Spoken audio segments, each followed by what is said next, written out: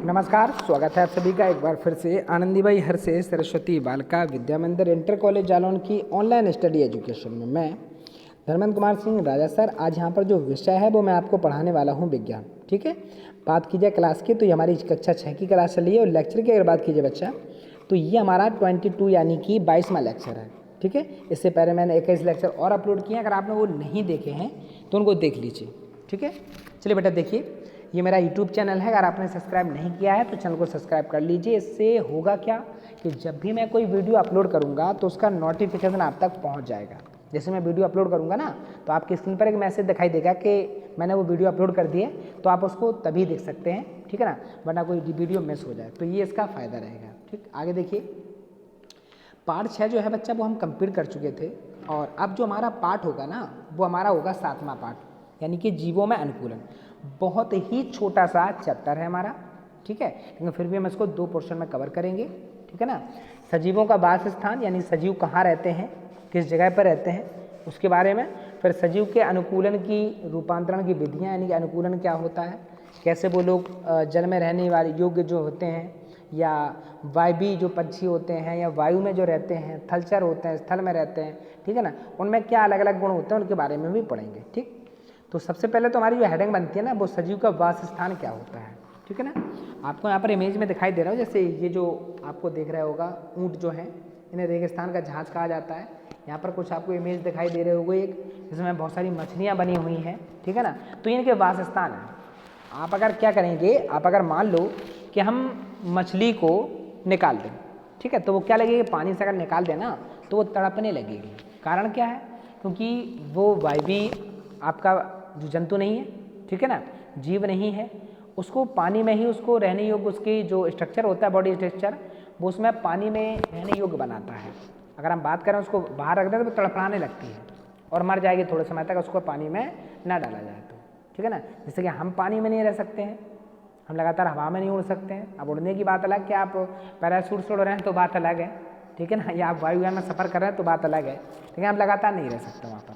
ठीक है ना, क्योंकि हम लोग स्थल चल रहे हैं। ठीक है, तो यहाँ पर परिभाषा क्या होगी इसकी, अभी आपको कुछ नहीं लिखना, अभी आपको बस लेक्चर को समझना है। ठीक है, क्वेश्चन आंसर जो मैं कराऊंगा ना बस वही आपको अपनी कॉपी में नोट करना है। ठीक है बच्चा, तो यहाँ पर क्या है कि सजीव का वासस्थान क्या है, तो वह स्थान जहाँ किसी जीवधारी को पर्याप्त भोजन, सुरक्षा, प्रजनन सभी अनुकूल दशाएं उपलब्ध होती हैं उसे उसका वासस्थान कहते हैं। यानी कि जैसे हम और आप है ना, अपने दैनिक क्रियाकलाप भी अपने घर में ही करते हैं ना, तो हमारा क्या है वो वासस्थान है। कहाँ रहते हैं, जहाँ हम रहते हैं ना, जहाँ हम अपने आप को कंफर्टेबल महसूस करते हैं वो हमारा क्या होता है, वासस्थान होता है। ठीक है, तो वातावरण में सजीवों का वासस्थान जो है वो 3 प्रकार से हो सकता है, एक तो जल है, स्थल है या आपका वायु भी।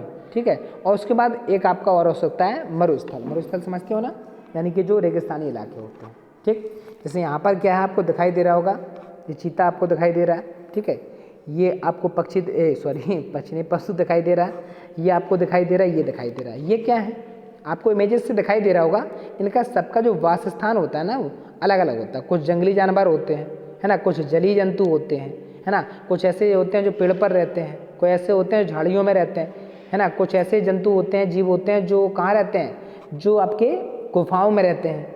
तो ये इनके वासस्थान होते हैं। ठीक है ना, यहाँ पर अगर हमें एक तालाब का डायग्राम मैंने आपको यहाँ पर दिया हुआ है, यहाँ पर आपको दिखाई दे रहा होगा कि यहाँ पर जो जलीय वातावरण में रहने वाले जीव हैं। ठीक है ना, यहाँ पर देखिए ये आपका सांप हो गया, मछली हो गई, कछुआ हो गया, ये आपका सारस हो गया है ना, या ये आपका चील हो गई या बाज हो गई, ये आपका बगुला जिसको हम लोग कहते हैं ना वो हो गया। ठीक है, तो ये सब जो हैं वो कहाँ रहते हैं, जल में रह रहे हैं मानो। ठीक है ना, तो सबसे पहले कुछ पॉइंट जो हमको जान लेने चाहिए कि जल में रहने वाले जो जलीय जीव होते हैं है ना, अब उनको जलीय जीव कहते हैं। जल में जो जीव रहते हैं ना उनको क्या कहा जाता है, जलीय जीव। जैसे मछली है ना। अब सिंघाड़ा क्या होता है, जीव नहीं होता है। ठीक है ना, ये क्या है, ये पेड़ पौधे भी जो है, बहुत से पेड़ पौधे जो है ना बच्चा वो कहाँ रहते हैं, वो आपके पानी में ही होते हैं। जैसे सिंघाड़े की खेती अगर कही जाए तो वो पानी में ही होती है, तालाबों में उनकी बेल फेंक दी जाती हैं पर उसमें पानी रहता है। ठीक है ना, तो ये हमको याद रखना है। जैसे जलकुंभी है, कमल है, तो ये पानी में होते हैं, कीचड़ में ही होते हैं, लगातार जहाँ पानी रहता है वो। ऐसा नहीं है कि नीम का पेड़ नहीं है कि हमारे सुबह हमने पानी दे दिया, शाम को हमने पानी दे दिया और वो तैयार हो गया। ठीक है ना। तो ऐसा नहीं होता है। उसके बाद स्थल में पाए जाने वाले जीव क्या कहलाते हैं? स्थलीय जीव, जैसे गाय हो गई, बकरी है, बैल है, कुत्ता है, बिल्ली है ना। फिर यहाँ पर ये पौधे दिए गए आपको, जैसे नीम है, आम है, अमरूद है ना। आप जानते होंगे, क्या जानते होंगे कि जंगल में भी आपके बहुत सारे पेड़ लगे रहते हैं या बहुत सारे जीव जंतु होते हैं, ठीक है। और हरे भरे, कहीं कहीं आपने देखा होगा कि हरे भरे स्थान होते हैं, जंगल कहते हैं इनको, है ना। और कहीं कहीं आपके बिल्कुल सूखे स्थान होते हैं, जिसे रेगिस्तान कहते हैं, ठीक है ना। तो अब हम ये कहें कि रेगिस्तान में कोई रहते नहीं है तो ये गलत होगा, क्योंकि रेगिस्तान में रहने योग्य जो जीव हैं, जो उस गर्मी को झेल लेते हैं, इनका जो स्ट्रक्चर है वो गर्मी झेलने के लिए बना हुआ है, तो वो वहाँ रेगिस्तान में रह सकते हैं, ठीक है। तो जो रेगिस्तान में रहते हैं, पहला क्वेश्चन क्या बनता है वो हमको ध्यान रखना है कि जो रेगिस्तान में रहते हैं ना जीव, उनको कहा जाता है बच्चा मरुस्थलीय जीव, ठीक है ना। जैसे एग्जाम्पल की अगर बात की जाए तो ऊँट क्या है? मरुस्थलीय जीव है ना। और उसके बाद अगर बात की जाए तो बबूल है, जैसे नागफनी है, तो ये हमारे होगा पौधे, ठीक है। अगर जीव की बात करें मरुस्थलीय तो ऊँट हो गया हमारा, और अगर पौधे की बात की जाए तो एक तो हमारा बबूल हो गया और दूसरा हमारा क्या हो गया? नागफनी। कुछ ऐसे भी जीव होते हैं जो जल व स्थल दोनों पर रहते हैं, उनको क्या कहा जाता है? उभयचर। यानी कि कुछ ऐसे होते हैं जो जल में भी रह लेते हैं और स्थल में भी रह लेते हैं, ठीक है ना। तो उनको क्या कहा जाता है बच्चा? उभयचर। जैसे आपने देखा होगा मेढक ज़मीन पर भी आपको रेंगते हुए मिल जाएगा और पानी में भी आपको डूबा हुआ मिल जाएगा वो, ठीक है। मगरमच्छ भी आपने देखा होगा कभी कभी वो बाहर रहता है, कहीं का हो सकता है 1 दिन 2 दिन बाहर ही रहे, ठीक है ना। कछुआ है, बाहर भी रह सकता है और जब जल के अंदर भी रह सकता है, सांस ले सकता है, ठीक है। तो ये हमारा यहाँ पर हम लोग समझ गए कि वासस्थान क्या होते हैं जहाँ वो रहते हैं, ठीक है। अब अनुकूलन क्या होता है? तो देखिए ऐसा है कि वो जीव जो है वहीं रहता है, हर जीव, जहाँ उसकी परिस्थितियाँ जो है ना उसके अनुकूल हो। अब हम अगर बात करें, जैसे अगर हम बात करें कश्मीर में रहने वाले जो लोग हैं ना, उनको वहाँ पर इतनी ज़्यादा ठंड का अनुभव नहीं होता है। अगर हम लोग जाएंगे ना तो हमें दिक्कत हो जाएगी, हम लोग बीमार पड़ सकते हैं वहाँ पर, क्योंकि हमको आदत नहीं है, हमें आदत नहीं है वहाँ पर रहने की, इतने ठंडे वातावरण में रहने की आदत नहीं है, हमें इस एटमॉस्फेयर में रहने की आदत है, तो हम यहाँ पर रहेंगे। अगर वो लोग यहाँ पर आ जाएंगे तो वो अपने आप को यहाँ पर अच्छा महसूस नहीं करेंगे, ठीक है ना। तो ये क्या होती है? अनुकूलन की परिस्थितियाँ होती हैं, ठीक है ना। तो अनुकूलन की परिभाषा क्या है कि आकृति है, आकार है, रंग रूप है ना, संरचना, आवास, सभी संबंधित जो लक्षण होते हैं ना, है ना, परिवर्तन जो होते हैं, सजीव को विशेष जो वातावरण होता है उसमें रहने योग्य बनाते हैं, इसी को बच्चा कहा जाता है अनुकूलन। क्या कहा जाता है? अनुकूलन कहा जाता है। जैसे आप यहाँ पर देख रहे हैं एक दृश्य बनाया गया, कुछ लोग यहाँ पर, जैसे यहाँ पर ये लड़का लड़की जो पढ़ रहे हैं ना, इन्हें अनुकूल लगा है इस जगह रहना या इस जगह पढ़ना, तो ये पढ़ रहे हैं, ठीक है ना। तो अब जलीय अनुकूलन कैसा होता है हम समझते हैं। अब आपने देखा होगा कि अगर, ये तो हम पहले बता चुके हैं कि अगर मेढक है, मछली है ना, ये क्या करते हैं, इनकी त्वचा जो होती है विशेष प्रकार की होती है। आप अगर लगातार अगर आप पानी में पैर डालते रहते हैं ना, तो क्या होता है कि हमारे पैर जो है सिकुड़ने लगते हैं, खाल जो है वो ऊपर की खराब सी होने लगती है, सिकुड़ जाती है खाल, क्योंकि हमको आदत नहीं है, हमारी बॉडी जो है वो ज़्यादा लंबे समय तक पानी में रहने योग्य नहीं है। अगर हम रहते हैं तो हमारा शरीर गलने लगेगा, सिकुड़ जाएगा, ठीक है ना।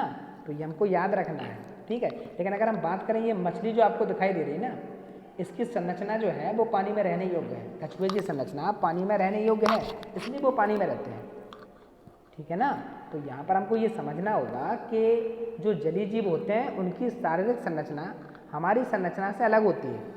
जैसे मान लीजिए हम सांस लेने के लिए हम लोग नाक से हम लोग सांस लेते हैं, है ना। मछली की बात की जाए तो उसमें गलफड़े होते हैं, है ना, वो गलफड़ों की सहायता से क्या लेती है? सांस लेती है। तो हमको ये समझना होगा। और इनके जो ऊपर, अब इनका भी शरीर होता है ना, तो ये गले ना, तो इसलिए इनके ऊपर जो होती है वो पतली चमकनी टाइप की, है ना, सर्ग जिसको कहते हैं ना, वो होते हैं जलरोधी सर्ग, यानी कि जो जल का रोधी मतलब जो जल को सह सकते हैं, यानी कि जल जो है उनकी पूरी अंदर वाली बॉडी तक स्पर्श ना करे, ठीक है ना। तो ये हमको समझना होगा कि जो बॉडी स्ट्रक्चर है ना वो अलग अलग होते हैं, ठीक है। और जैसे मछली की संरचना यहाँ पर दिखाई जा रही है, हम आपको क्या बता रहे हैं कि मछली जो है यहाँ पर देखिए इसकी संरचना, अब इसमें ये पूंछ जैसे है ना, क्यों है? क्योंकि ये तैरने में इसको क्या करते हैं? मदद करते हैं। तो हमको ये समझ में आ गया कि मछली की विशेष संरचना होती है जिसे क्लोम यानी कि गिल्स भी कहते हैं हिंदी में, गलफड़े, है ना। इसकी सहायता से क्या करती है? श्वसन। श्वसन का मतलब सांस लेती है और सांस को छोड़ती है, ठीक है ना। तो ये हमारा हो गया, ठीक। और इनकी जो आंखें भी होती है ना, उन पर एक विशेष प्रकार की क्या होती है? निमेषक पटल होती है, यानी कि परत चढ़ी होती है ताकि इनकी आंखें जो हैं वो पानी में खराब ना हो जाए, ठीक है। तो इनका बॉडी स्ट्रक्चर जो है वो बहुत अलग होता है किसी भी जीव का। सभी लक्षण जो हैं वो उसे तैरने योग्य बनाते हैं, क्योंकि पानी में अगर रहना है तो तैर के ही आपको यहाँ वहाँ जाना पड़ेगा, ठीक है ना। तो ये इसका क्या है, अनुकूलन। ये परिस्थितियाँ, अब यहाँ पर तैरने के लिए उसको वायु में तो तैर नहीं सकती है, गलफड़े द्वारा सांस ले नहीं सकती बाहर आके, क्योंकि वो तो पानी में ले सकती है ना। तो इसलिए जो मछली होती है वो बाहर नहीं रह सकती है, ठीक है ना। जैसे कि हम और आप लगातार पानी में नहीं रह सकते हैं, ठीक है। यहाँ पर एक सारणी मैंने बच्चा यहाँ पर दी हुई है, तो वो सारणी आपको बनानी है। वन है ना, पर्वतीय क्षेत्रों के नाम लिखना है, पर मरुस्थली में कौन से होते हैं पहले समझिए।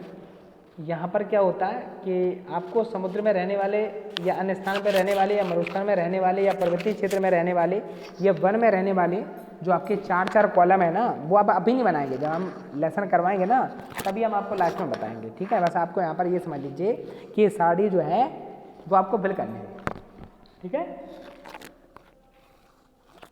आगे देखिए, अभी तक हम लोग बात कर रहे थे जंतुओं की, ठीक है। अगर जंतु में भी मेढक की अगर बात की जाए तो उसमें पादजाल होते हैं जो उन्हें तैरने में क्या करते हैं, सहायता करते हैं, ठीक है ना।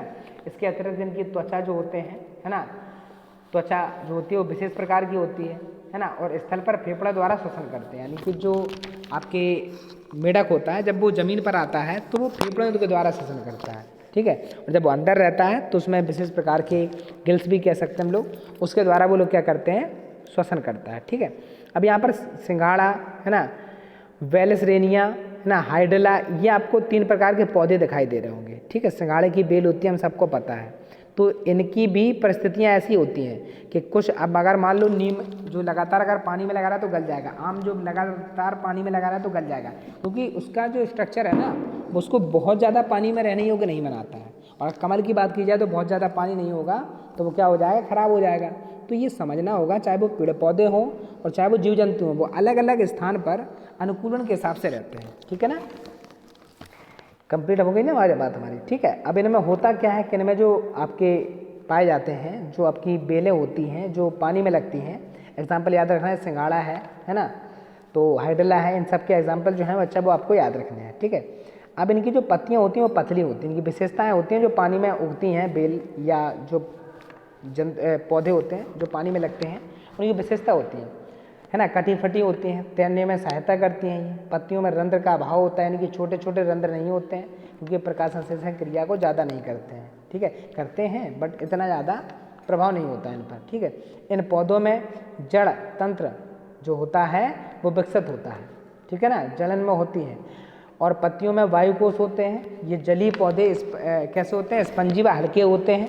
जैसे जलकुंभी की अगर बात की जाए तो ये स्पंजी भी होता है और कैसा होता है, हल्का भी होता है, ठीक है ना बच्चा। तो ये हमको ये समझना होगा कि स्ट्रक्चर जो होते हैं बच्चा वो सबके अलग अलग होते हैं और वो रहने योग्य उसको तभी बनाते हैं। अगर हम स्थलीय अनुकूलन की बात करें तो आपको पता है कि रेगिस्तान का जहाज जो है वो उनको कहा जाता है। कारण क्या है, अगर हम और आप रेत में चलेंगे तो हमारे पैर रेत में गब जाएंगे, क्योंकि हमारे जो पैर हैं वो गद्देदार नहीं है। यहीं अगर बात करें हम ऊँट की तो ऊँट के जो पैर होते हैं ना बच्चा वो गद्देदार होते हैं, गुलगुले टाइप के। तो गुलगुले टाइप के क्या होते हैं, जब वो चलता है ना रेगिस्तान में तो वहाँ पर वो गपता नहीं है उसके पैर, और वो आसानी से रेत में चला जाता है, जहाँ पर हम और आप चल नहीं पाएंगे, थक जाएंगे बहुत जल्दी। ऐसा नहीं कहेंगे कि बिल्कुल नहीं चल पाएंगे, क्योंकि चलोगे तो पैर आपके अंदर प्रवेश करेंगे उसमें रेत में, फिर आपको उठाने में दिक्कत होगी, ज़्यादा एनर्जी वेस्ट हो जाएगी और आप गिर पड़ेंगे, तबीयत खराब हो जाएगी आपकी, ठीक है। तो आपको ये ध्यान रखना होगा कि अनुकूलन सबका अलग अलग होता है। स्थलीय अनुकूलन की अगर हम बात करें तो स्थल पर रहता कौन कौन, जैसे कुत्ता हो गया, सियार हो गया, शेर है, भेड़ है, बकरी है, गाय है, स्थलीय है ना। अगर यहाँ पौधे की बात करें तो जैसे नीम है, आम है, अमरूद है, महुआ है, बबूल है, ये सब कहाँ रहते हैं, ये स्थल में रहते हैं। स्थल का मतलब ज़मीन पर लगते हैं ये सब, ठीक है। और जब इनमें ज़मीन पर रखते हैं तो स्थल में रहने योग्य इन पर विशेष होते हैं। इनमें बेटा सांस लेने के श्वसन तंत्र होता है ना। और जो नीम, बबूल, अमरूद होते हैं इनमें पत्तियाँ भी विकसित होती हैं, क्योंकि ये प्रकाश संश्लेषण की क्या करती हैं, क्रिया करती हैं, ठीक है ना। तो हमको ये जान लेना है कि जो आपके जीव जंतु होते हैं जहाँ रहते हैं उनका जो बॉडी स्ट्रक्चर होता है उसी प्रकार का होता है, ठीक है।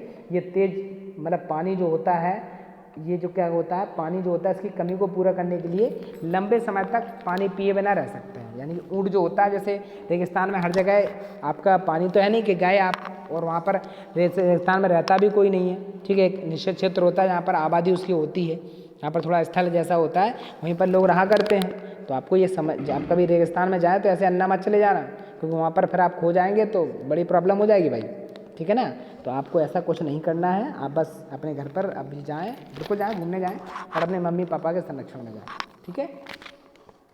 आगे देखिए, तो हमको ये तो पता चल गया ना, और स्थल में रहने योग्य तेज धूप, या वहाँ पर आपको पता ही है कि रेगिस्तान में जो है वो धूप बहुत तेज़ी से पड़ती है, बहुत गर्म हो जाती है, ठीक है ना, क्योंकि रेत भी गर्म होकर ऊष्मा देने लगती है, तो बहुत हीट हो जाती है वहाँ पर। तो वहाँ पर क्या होता है, ऊँट जो होता है अगर वो एक बार खाना खा ले तो 1 हफ्ता 10 दिन तक फिर वो पानी ना भी पिए तो चल जाएगा, जबकि हम और आप ऐसा नहीं कर सकते हैं।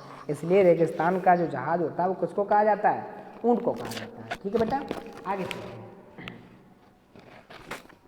यहाँ पर देखो, अब यहाँ पर पौधे कैसे उगते हैं, तो भाई जब आपको पता ही है कि पानी की बहुत कमी होती है रेगिस्तान में, तो यहाँ पर पौधे जो होते हैं ना, पानी जब नहीं होता तो वो कटीले हो जाते हैं।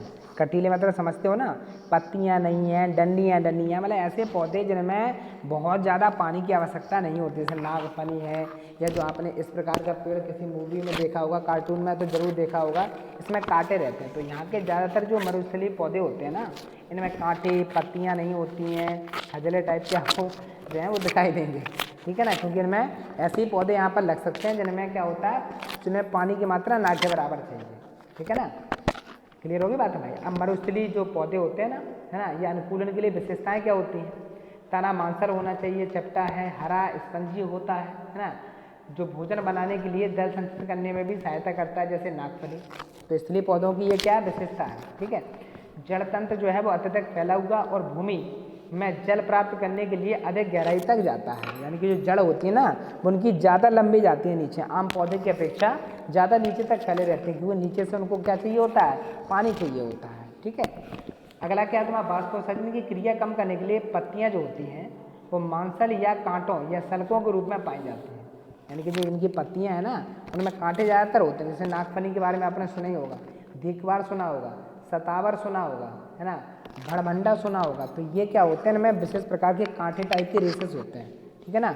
और नागफनी में तो कांटे होते हैं बेहतरीन वाले, अगर आपको लग जाए ना तो आपको गलाव पड़ जाता है उस स्थान पर, तो अपन को टच ना करें, बस दूर से ही देखें अगर आपको कभी देखने का मौका मिलता है, ठीक है। पत्तियों में रंध्र जो होते हैं गड्ढों में धंसे रहते हैं, जिससे वाष्पोत्सर्जन कम होता है। वाष्पोत्सर्जन का मतलब ये है कि पेड़ पौधे जो पानी लेते हैं ना, ग्रहण करते हैं जड़ों से, उसको निकालते हैं, तो उस क्रिया को कहते हैं वाष्पोत्सर्जन, ठीक है ना। जैसे कनेर हो गया आपका, तो इनमें क्या होता है, वो ना के बराबर होता है या कम होता है, बहुत कम, क्योंकि जब वो पानी लेते ही नहीं है तो पानी निकालेंगे कैसे, ठीक है ना। तो ये हमको बच्चा याद रखना है, ठीक है। आगे देखो, कीट तथा पक्षी हवा में उड़ते हैं, इन जंतुओं में उड़ने हेतु शरीर में अनेक प्रकार के अनुकूलन होते हैं। आपने देखा होगा कि पक्षी जो होते हैं वो कहाँ होते हैं, हवा में उड़ते हैं। अब उड़ कैसे लेते हैं, हम और आप तो नहीं उड़ पाते हैं भाई, क्या आप कभी उड़े हो, तो उड़ने प्रयास भी मत करना, वरना आप सोचें कि आप छत पर जाएं उड़ने लगे, ठीक है ना। तो ऐसी कोई बेवकूफ़ी नहीं करनी है आपको, क्योंकि हमारे पास हमारा शरीर बहुत भारी है, हल्का नहीं है, पंख नहीं है हमारे पास, तो हम लोग उड़ भी नहीं सकते, ठीक है ना। तो वायवीय अनुकूलन क्या होता है ना, वायवीय अनुकूलन का मतलब ये है कि यहाँ पर जो वायु में रहने वाले होते हैं ना, उनके लिए क्या क्या अनुकूलित होता है ना। ये उड़ने से पूर्व शरीर में फुलाकर पंख फैलाते हैं, पता ही होगा, जैसे आपका ये तोता हो गया, कौवा हो गया, ठीक है, बाज हो गई, चील हो गई, चिड़िया हो गई, गौरैया हो गई, ठीक है ना। इन सब का शरीर जो होता है बहुत हल्का होता है, और इनकी हड्डियाँ जो होती हैं वो खोखली होती हैं। अब बहुत ज़्यादा भारी होंगे तो उड़ने में बहुत दिक्कत होगी, इसलिए इनकी हड्डियाँ जो होती हैं बच्चा वो खोखली होती है, ठीक है ना। और उड़ान भरने से पहले ये हवा को भर लेते हैं, ताकि क्या हो जाता है, शरीर जो होता है उससे हल्का हो जाता है, ठीक है ना। उड़ने में इसको क्या करता है, सहायता करते हैं ये सब चीज़ें, जैसे पंख होना, इनमें हड्डियाँ खोखली होना, शरीर का कम वेट जो है वो कम होना, तो ये वायवीय अनुकूलन है। अगर आपके पास भी ऐसा कुछ है, ठीक है ना, तो आप भी उड़ सकते हैं, लेकिन आपके पास ऐसा कुछ है नहीं तो आपको उड़ना भी नहीं है, ठीक है ना। आप बस ज़मीन पर ही रहें सुरक्षित अच्छे से। उसके बाद कीटों में उड़ने हेतु अनुकूलन होता है, बिल्कुल होता है। इनका शरीर कैसा होता है, तो आप कहेंगे सर बहुत छोटा होता है इनका। कीड़े मकोड़े आपने देखे होंगे ना, मच्छर है, मक्खी है, और भी छोटे मोटे कीड़े मकोड़े होते हैं, तो ये उड़ते रहते हैं, कि उन्हें शरीर कितना है बताओ, बिल्कुल हल्का होता है। हल्का है तो भाई हवा में उड़ेगा, ठीक है। अगर हम लोग बात करें इनका शरीर अन्य अकशेरुकी जंतु होते हैं। अब क्वेश्चन ये बनता है कि अकशेरुकी जंतु कौन से होते हैं, तो जिनमें रीढ़ की हड्डी नहीं पाई जाती है उन्हें क्या कहते हैं, अकशेरुकी। पिछले लेक्चर में मैंने आपको पढ़ाया था, ठीक है। क्या छुआ, अकशेरुकी होता है, घोंगा है ना, से भी तुलना अगर की जाए तो तुलने में कैसा होता है? हल्का। यानी जो केंचुआ है ना वो घोंघे की तुलने में भी कैसा होता है? हल्का होता है। जब ये उड़ते हैं तो क्या होता है? दो जोड़ी जो पंख होते हैं वो फैला देते हैं, ठीक है ना। इनके शरीर में क्या होता है? श्वास रंध्र होते हैं जिनमें शरीर में हवा बढ़ती है और निकलती है। इसी कारण इनका शरीर कैसा हो जाता है? हल्का होता है। तितली, मधुमक्खी, घरेलू मक्खी, ठीक है। हाँ, यहाँ पर ये लाइन थोड़ा फिर समझ लें कि कीटों को ध्यान से देखें। इनका शरीर कैसा होता है? छोटा। इनका शरीर अन्य अकेशियों के जंतु जैसे केंचुआ है, घोंघा है से तुलना में हल्का होता है। मतलब समझे, ये नहीं उड़ते नहीं, आप समझे कि केंचुआ और घोंघा उड़ रहा है। भाई केंचुआ घोंघा की तुलना में ये बहुत छोटे होते हैं ना, इनसे भी ज़्यादा हल्का इनका शरीर होता है। छोटे छोटे कीड़े मकोड़े होते हैं, ठीक है ना। इसलिए वो क्या करते थे? उड़ देते हैं। जैसे एग्जाम्पल के तौर पर अगर बात की जाए, तितली, बताओ क्या वजन होगा इसका? मधुमक्खी, क्या वजन होगा इसका? नाक के बराबर। घरेलू मक्खी, क्या वजन होगा? बिल्कुल नाक के बराबर। मच्छर की बात की जाए तो क्या वजन होगा? नाक के बराबर। तो ये बच्चा कीटों को उड़ने में अनुकूलन होता है। अब पक्षियों को हम पहले ही बता चुके हैं कि इनका जो शरीर होता है वो नौकाकार होता है पहला तो, यानी कि चोंच निकली होती है जो धारा को, यानी कि हवा के प्रवाह को कम करती है, धारा रेखित होती है, ठीक है। इनमें अग्रपाद ही पंखों के रूप में रूपांतरित, यानी आगे वाले जो पैर है ना वो लास्ट में पंखों के रूप में जो होते हैं वो रूपांतरित हो जाते हैं। यानी कि हड्डियाँ कैसी होती हैं? खोखली होती हैं, वायु से भरी होती हैं ताकि वो हल्की हो जाती हैं।